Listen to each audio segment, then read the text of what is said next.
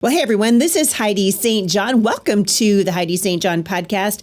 I am glad you're here. We're going to touch on some headlines today. It's Mailbox Monday. We've got some really interesting questions from my, as very usual, interesting listeners. You guys are going to love this episode. Also, we're going to talk a little bit about how Amazon Alexa answers differently when asked for reasons to vote for Trump or Harris. This is the Heidi St. John podcast. Stick around. I think you're going to be encouraged.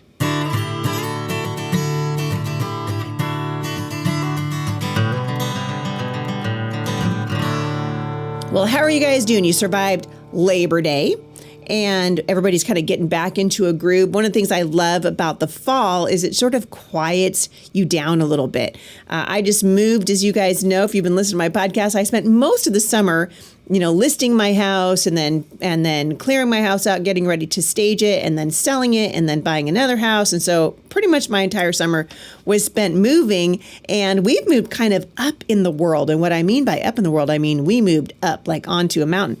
And so I'm kind of getting ready for this winter and I'm looking forward to that. But one of the reasons I love this season is it helps us sort of reflect a little bit. And the only thing I think we're going to have to, and I'm going to be talking about this on the show. I've got some really great guests coming up to talk about why I think it is so important that we don't disengage. I know that there are some very well-known pro-life advocates, Lila Rose being chief among them, who is encouraging her gazillions of followers not to vote for Donald Trump. What a misguided, super pious, ridiculous thing to say when the alternative is abortion to the moment of birth, infanticide, abortion for any reason, on demand, versus Trump, who's a squishy pro-lifer. We gotta figure this out. Anyway, I've got some great guests coming up who are going to be talking about that, and I hope you guys will stay tuned for that. Also, today is the day that I answer listener questions, but before I jump into them, I want to give a shout out to our sponsor, Tuvu. You guys, Tuvu is actually reimagining social media the way that you would like it to be. They're not going to sell your information. You're not going to be hostage to somebody else's algorithms. You guys, check it out, tuvu.com/Heidi. Get your first month for free. Be sure to follow me when you get there. That's tuvu.com/Heidi. All right, I'm going to jump right into your questions, and then we're going to talk a little bit about the headlines. First question comes from Gracie in Kentucky. She says, Heidi, I love your show. Well, thank you, Gracie. I just want to know if you have any resources or could tell me how to find out what curriculum my local public school is using. Is this something that's easily available, or would I need to fill out a FOIA request? First of all, I love, Gracie, that you know what a FOIA request is. Tells me you've been listening to the show for a while. A FOIA request, obviously, is a Freedom of Information Act request. You can actually find out what's happening at your local public school for one reason and one reason only. Your tax dollars are actually paying for that curriculum. And so you can go down and say, I'd like to see samples, or I'd like to see the full curriculum, whether it's the history curriculum or it's a math curriculum or it's, wait for it, sex ed curriculum. You can actually go down to your local school office and just simply ask to see it. And they absolutely will reply to that request in the affirmative. If they don't, you can just tell them that you're happy to file a Freedom of Information Act request and say, hey, that's fine. I'm going to just put in a FOIA on this, and I'm going to see what is being taught to the children in the public school. So that's where I would tell you to start. And you don't want to go in as an enemy combatant. You can simply just go in as a taxpayer and say, hey, you know what? My name is Gracie, and I'm really interested in what you guys are doing here at the public school. I'd really like to find out what curriculum you're using, and then let them know what is the area that you're interested in, and they should just be able to give that to you. It should be readily available. Oftentimes, and this is what's happened to me in the past, they won't let you take it home, but they will say, here you go, and they'll let you sit in a room and just look through it. One time I went to look at curriculum, and the lady there told me that I was not allowed to take pictures of it. She cited a copyright infringement. And I'm here to tell you right now, guys, I write books for a living. You have to copy an awful lot of a book to be guilty of a copyright infringement. And also you have to claim that work as your own. And so there's nothing that says that you can't take pictures of the stuff that's in the book. I mean, your goal is not to steal that information. Your goal is not to plagiarize it. Your goal is actually to give credit where credit is due. And so you can be like, hey, I'm about to write a commercial for your awesome curriculum here. I promise to cite the page and the author. And I think that should be, don't let them, well, my point is, don't let them tell you that you can't take pictures of the curriculum. You absolutely can take pictures of it. And it's not going against any freedom, any copyright infringement law that's available. So I just want you to know that for sure. We got a great YouTube comment on the episode I did with my friend Dr. Kent Darcy called Overcoming the Impact of Your Parents' Divorce. Alex said, thank you. I love this conversation. Very insightful and healing.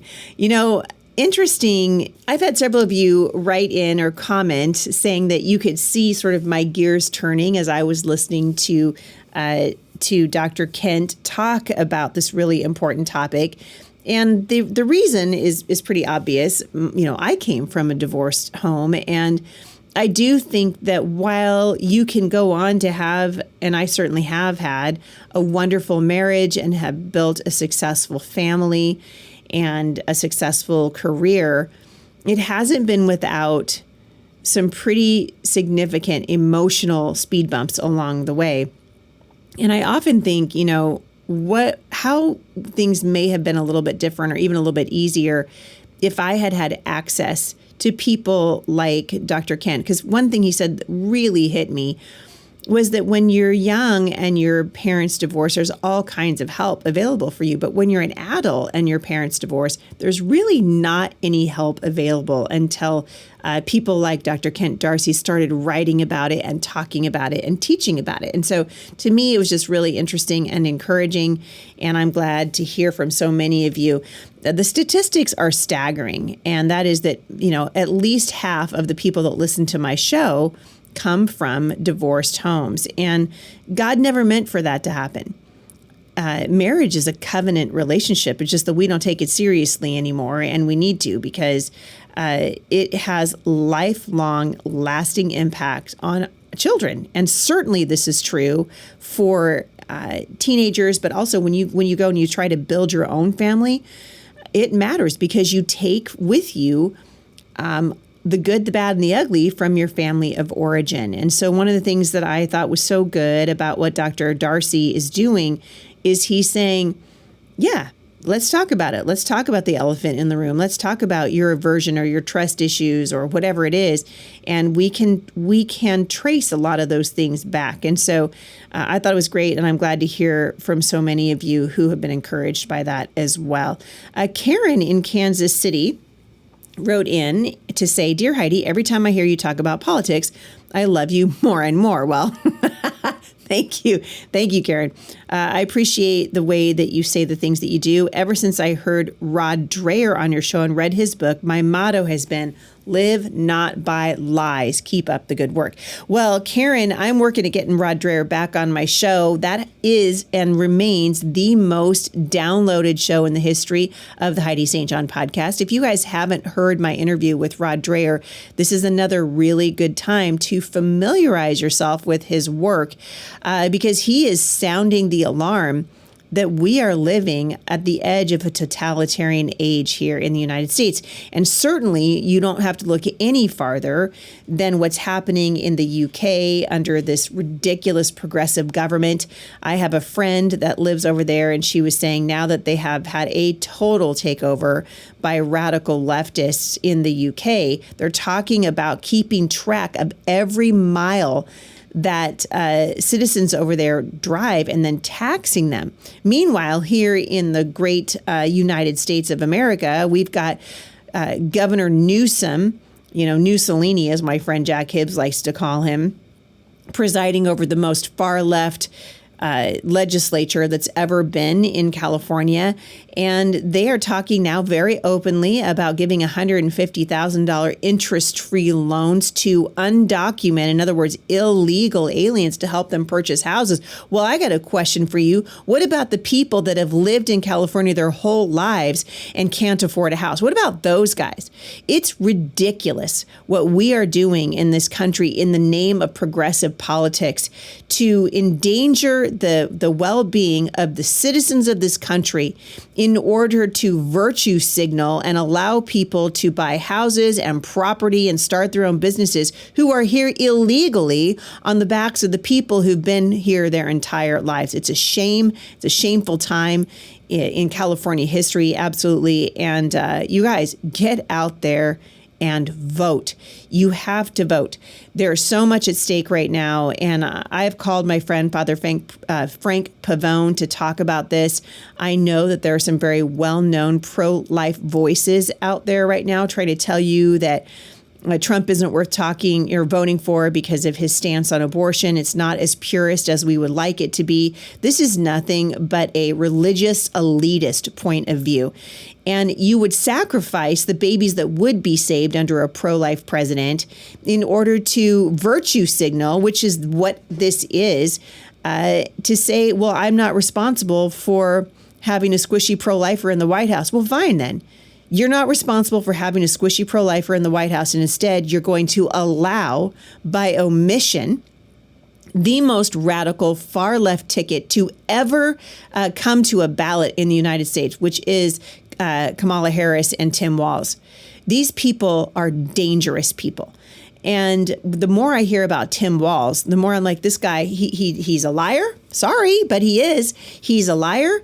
His economic policies are a disaster. He earned the name Tampon Tim because he wanted to put tampons in men's bathrooms. This is ridiculous, and it will get worse and worse and worse if we don't elect somebody to stop him. And the reason why we have candidates that we're unhappy with, let's be honest about it, is because we gave up the territory.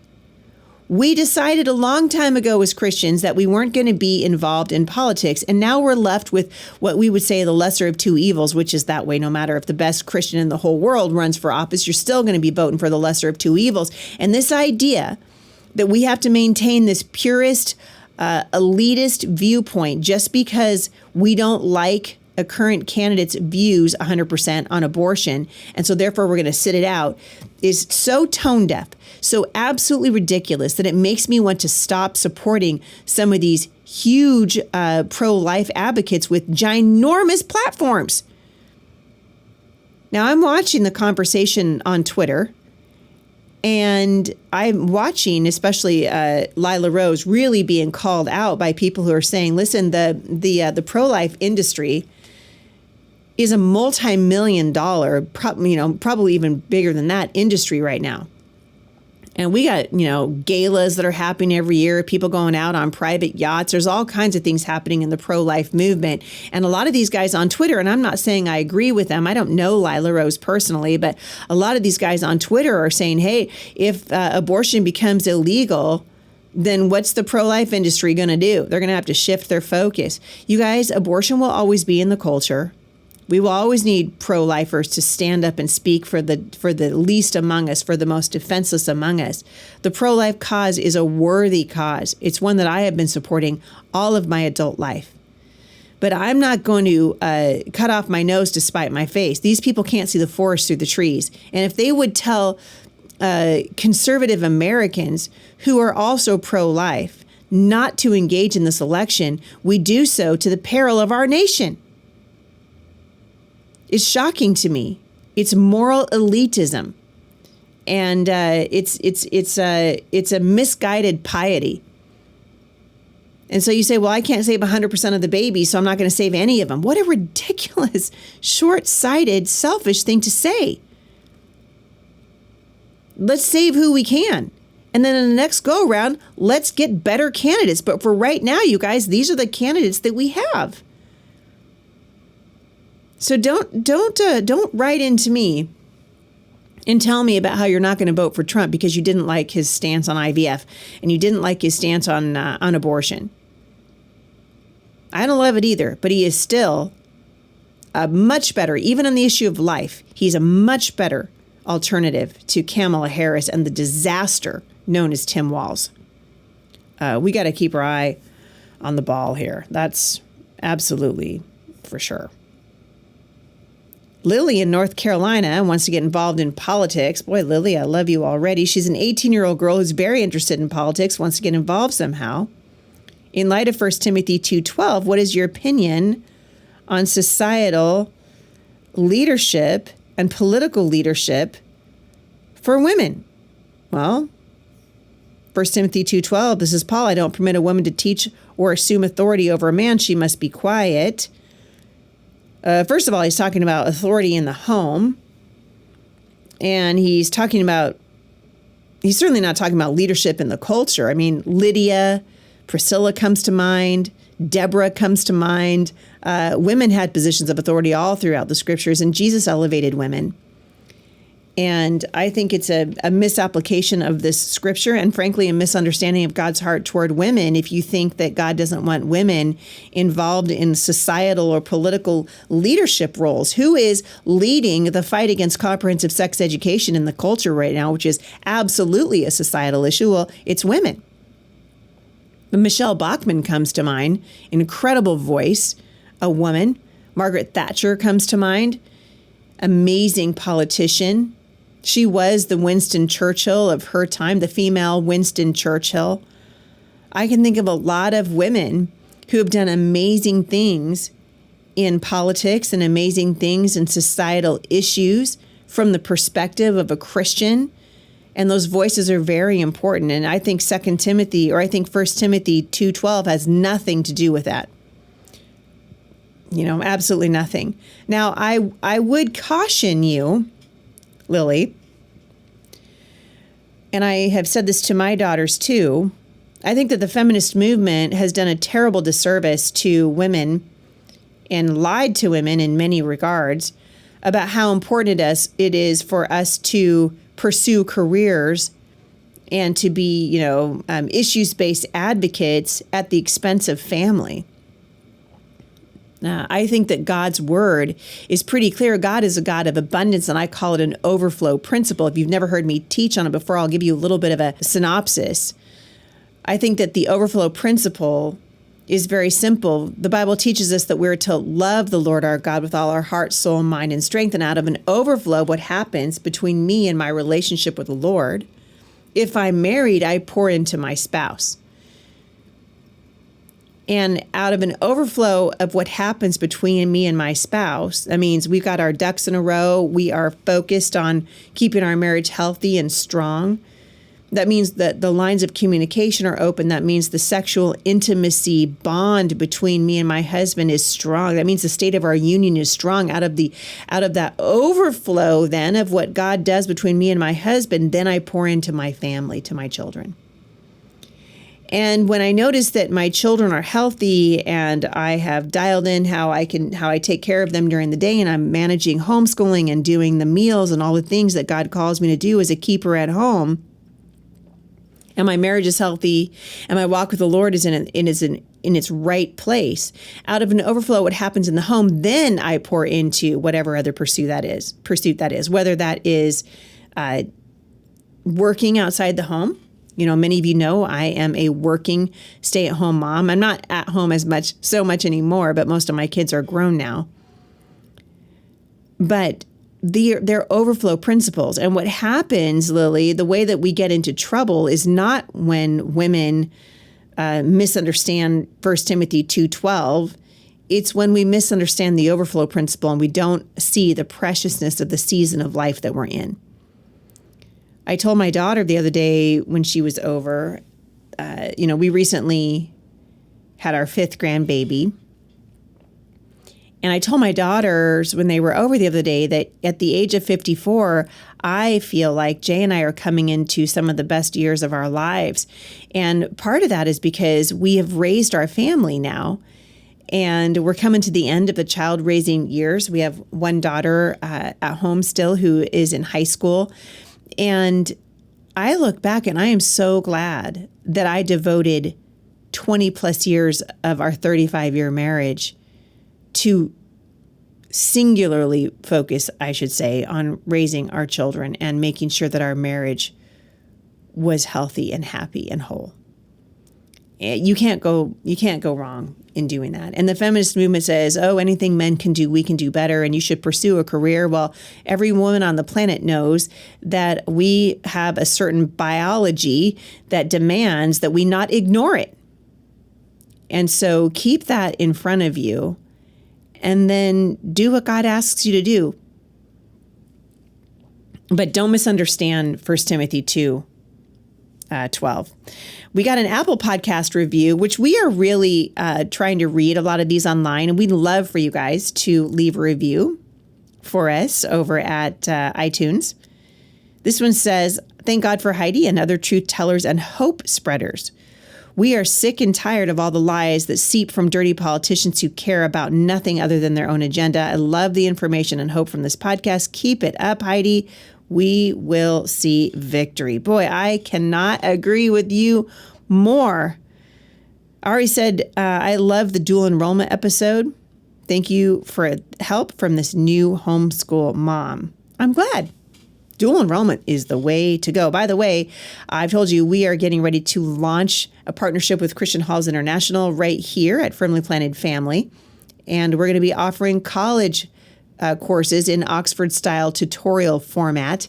And we have been introduced to a way that will turn college on its head in much the same way that homeschooling has turned the traditional government schools on their head. And I can't wait to tell you guys more about it in the months to come. Pretty excited about that. One more question, then I'm going to touch on some headlines. Mary in Detroit said, how'd you get started? And what advice do you have to someone who wants to start a podcast or create a community? Boy, I'll tell you what, find something that you love to do. I mean, social media is everywhere. Try it out on Tuvu.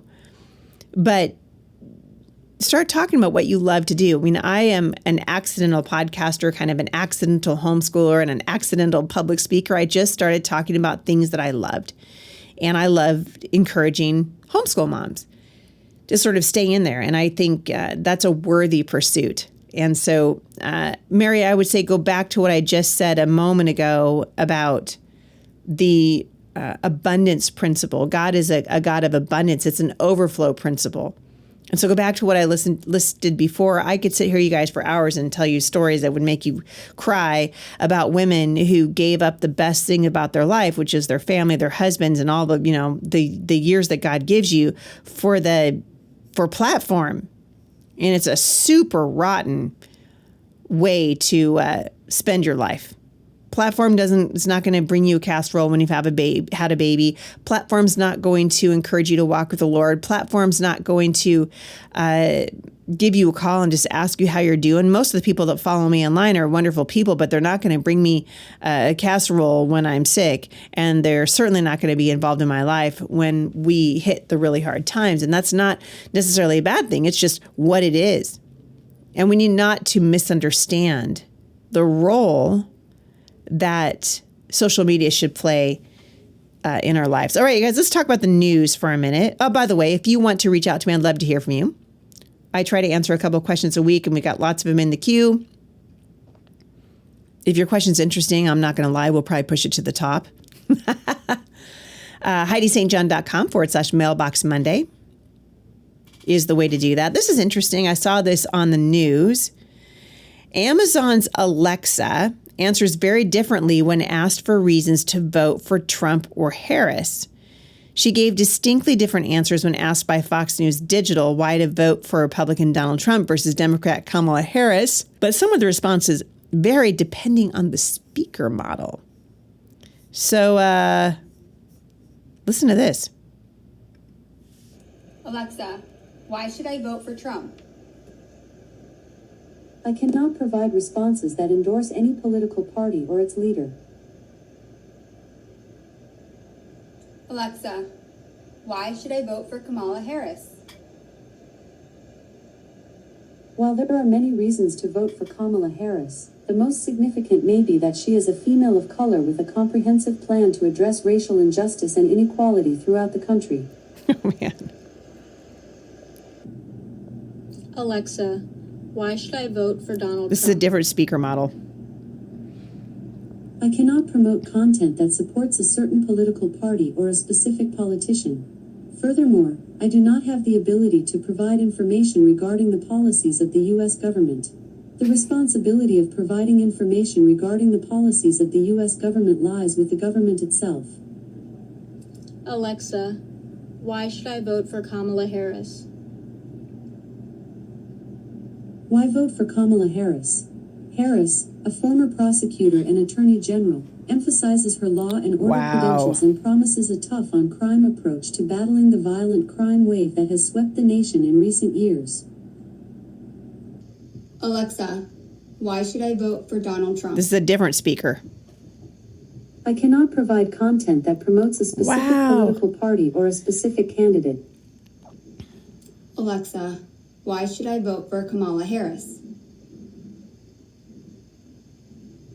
While there are many reasons to vote for Kamala Harris, the most significant may be that she is a woman of color who has overcome numerous obstacles to become a leader in her field.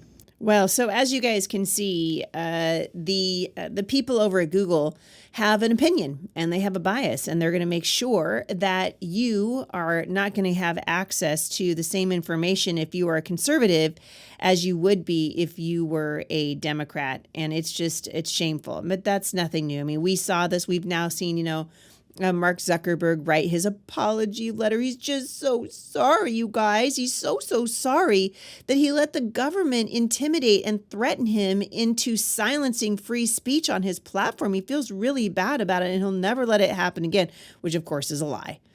It's just a lie. I thought it was really interesting, too, that Amazon's Alexa would tell you that one of the main reasons to vote for Kamala Harris is because she's a woman of color.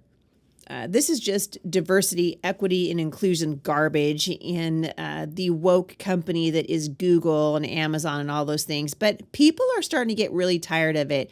Coors Beer just scrapped their woke DEI policy. This is a growing trend among American companies. The American beer giant, just the latest firm to scale back diversity, equity, inclusion among pressure campaigns from conservative activists. And guess what, you guys? It's interesting to note that most of the time when these guys decide, okay, they got pressure to do it in the first place by a woke activist. And so it's like, when are you guys going to get a backbone, right? When you say I'm going to hire Kamala Harris because she's black and she's a woman, you are both a sexist and a racist. I thought that's what we didn't want. I thought that we wanted what Martin Luther King Jr. wanted, which was that we would be judged not by the color of our skin, but by the content of our character. Why isn't that happening? But I follow Robbie Starbuck on Twitter. He's a conservative activist and he's a filmmaker, and he's been leading a campaign which has been exposing the major corporations who bend and fold under the pressure of the DEI woke policies. And on Tuesday, he said that Coors had sent him a letter that its leadership team had circulated to employees that very day to explain the changes after he threatened company executives last week. So they're making changes. They're going to end participation in the Human Rights Campaign's woke Corporate Equality Index social credit system. This sounds like China, like woke China. No more DEI-based training programs at Coors. No more donations to divisive events. Hey, there's a good idea. Ending ERG groups in favor of BRG groups open to all employees. No longer designed to focus on race or sexual orientation. No more supplier diversity goals. Can you guys imagine? Like, we're going to base our suppliers on the color of their skin, not on the quality of their goods and services. Ridiculous. No more executive employee compensation will be tied to DEI hiring goals. He went on to say, this is the statement that just went out to employees over at Coors. Our campaigns are so effective that we're getting multi-billion-dollar organizations to change their policies without me even posting, just from the fear that they have of being the next company that we expose. The landscape of corporate America is quickly shifting to sanity and neutrality. We are now the trend and not the anomaly. We are winning, and one by one, we will bring sanity back to corporate America. So far, Robbie Starbuck is saying this. You've helped me change corporate policy at Tractor Supply, John Deere, Harley Davidson, Polaris, Indian Motorcycle, which is obviously another division of Harley Davidson, Lowe's, Ford, and now Coors. We are a force to be reckoned with, and we won't stop until wokeness is extinct. I love this. I love this stuff because Robbie Starbuck is basically saying what all of us should be saying, and that is we do not want any part of this movement that decries biology and instead says that we have to go by preferred pronouns and all this other stuff. It's ridiculous. It's absolutely ridiculous. So you guys keep the pressure up. People say, well, boycotts don't work. Yes, they do. Yes, they do. I don't care what anybody says. I haven't been to a Target. Well, since I can't remember when. The only time I go to Target is if I'm stranded in the middle of nowhere and I have to get a half a gallon of milk and there's no place else for me to go. I am loath to step into Target. And they never backed down. They never apologized, and they've taken a massive financial hit for it, as well they should. But as you guys see this stuff happening, like I just read for you, and played for you, rather, a clip from what Amazon's Alexa is doing to people who ask it about why they should vote for Trump versus why they should vote for Kamala Harris. You guys should be writing into Amazon and saying, into Alexa and just saying, dude, knock it off. It's a free country. Stop trying to influence basically it's the younger generation. But I think people are onto them. I really do. I think people are on for it. I got a question for you guys. How long do you think it's going to be before Kamala Harris changes her tune regarding debating Donald Trump? Okay, so if you didn't see her interview with Dana Bash on CNN, you got to watch it. First of all, they said that it was live, which was, that was a lie. It wasn't live. It was well over an hour recording, and we only got to hear half an hour of it. I'm like, dude, release the transcript. I want to hear the whole thing. Apparently, her campaign didn't think the whole thing should be aired. That should make you nervous. I'm happy that her interview drought ended. But after 44 days as the presumptive nominee, and now the official Democratic nominee after the disastrous DNC, she hasn't held an official press conference, at least at the time of this recording. What's going on?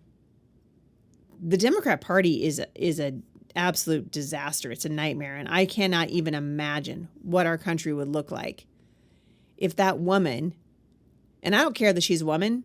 I don't care that she's black. I don't care about any of that stuff. I'm looking at the content of your character. I'm looking at your policies. Turns out policies matter. And Kamala Harris's policies are that she was absolutely against fracking, and now she's never been against fracking. She made it perfectly clear, she said. And so when you go back and you listen to her tapes, nothing is perfectly clear because she's so good at word salad. It's kind of ridiculous. She's making it pretty clear that she's going to embrace and be a continuation of Joe Biden's economic policies, his record, what they've done. She's offered no remorse, no regret, no introspection regarding anything that they have done. She has yet to say, oh, hey, that didn't work. So, hey, Kamala, I've got an idea for you. And I actually think the American people would respond to this. I think you just got to say, oh, hey, that's not working. And while she says it's been the, quote, honor of a lifetime to serve under Dementia Joe, it's still okay to say, yeah, the economy's in pretty bad shape. And yeah, we locked down the country and it was the lockdowns that really hurt the people of the United States. And yeah, my border policies are pretty much garbage. And our economy's gone to absolute garbage. We're circling the drain. The economy is. Our national debt is skyrocketing. Look what Kamala Harris did to San Francisco. Was that what we want for the rest of the country? Because that's what she's on track to do. And there's no amount of whitewashing that can change the fact that her record is a nightmare. By doing the interview, Fox News says Harris met the bar that she set 3 weeks ago that she wanted to schedule an interview by the end of the month. Whether pressure will grow for her to do more, and also her first solo interview as a candidate, remains to be seen. Can you imagine? My fear is, because Bash won't say, like say CBS's Steve Kroft or NPR's Steve Inskeep are salivating at the sight of Barack Obama, the liberal media will claim this and the upcoming ABC debate are sufficient. Just a one-time interview for the campaign. Every time Harris is asked a question, she answers it by describing the problem and the effects that it has on people. She never actually, listen for her when she talks, she's never actually mentioning solutions. She doesn't say how she's going to fix the problem. And it doesn't matter what the problem is. It's the same answer that she gives over and over and over again. There's a reason why Donald Trump calls her Comrade Kamala, or Kamala, or however you say her name. And I think that if she does win, she'd rarely have press conferences, because I don't think she actually cares about freedom in the United States. I think she is authoritarian to the hilt. And if we like what's going on in San Francisco, everyone should just take a field trip there and just see what they think. This isn't a rerun of Obama. This is something very different. And Obama was a disaster in and of his own right. And Kamala Harris is Obama times 10. So with that said, and I think it's important to say this, as Christians, we're called not to live in fear. Like I'm actually not afraid. I'm more frustrated. I feel frustrated that we're even having this conversation. I feel frustrated that we have to say that men cannot chop off body parts and then magically become women. I feel frustrated that we have to work really hard to keep books about incest away from little kids. I feel frustrated that there's so much sex trafficking going on in this country and our open borders are largely to blame. I feel very frustrated that people living in the United States in Aurora, Colorado are being terrorized by Venezuelan gangs underneath the leadership of the woke, disgusting, dangerous Democrats. All these things are frustrating to me. But I know at the end of the day, because I read to the end of the book, I know that God's going to win this thing. I know because the Bible teaches that one day every knee will bow and every tongue will confess that Jesus Christ is Lord to the glory of God the Father. I know that what Satan means for evil, God will use for good. I also know that we're here for this time in human history. Get off the bench, you guys. Get onto the battlefield. Don't live in fear. Don't live in fear. Greater is he who is in you than he who is in the world. Is that an excuse not to get involved? Absolutely not. We need to continue to be involved. We need to continue to lift the banner high. And the banner, by the way, is Jesus. Pray for those who are in authority over you and pray that their hearts would be softened to the truth. Because the truth is what sets us free. And we know that truth is not an abstract idea. Truth is a person, and his name is Jesus. And so be encouraged, you guys. God didn't give you a spirit of fear. Power, love, and a sound mind. You got an opportunity today to love your people well. Don't waste it. Don't miss the opportunity that God's given you. Love your people well. Get off the bench. Get onto the battlefield. And let's wait and see what God will do. Before I leave today, I want to say a big shout out to Tuvu for sponsoring the show. Tuvu's social media that really cares about your family. Check them out. tuvu.com/Heidi. Get a month for free and be sure and follow me when you get there. Also, I would love to have you join me for my women's Bible study called Unfolding the Word. We're going to be talking about how to study the Word. If you are brand new to Bible study, or if you've been at it for a while and you've just kind of lost your excitement for it, this is proving to be a wonderful study. We're already getting great feedback, and we just released it. You can join me by going to faiththatspeaks.com. That's faiththatspeaks.com. And check it out. Unfolding the Word.